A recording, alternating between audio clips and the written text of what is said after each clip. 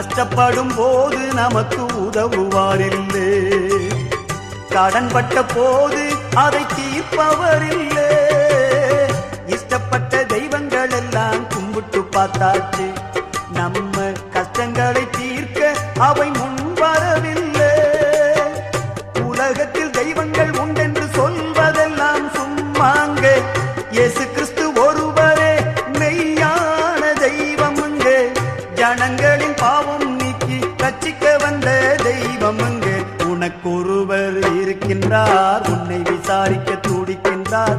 உன்னையும் என்னையும் இயேசு நேசிக்கிறார், உன்னை உள்ள கைகளில் வரைந்திருக்கிறார். உனக்கொருவர் இருக்கின்றார், உன்னை விசாரிக்க துடிக்கின்றார்.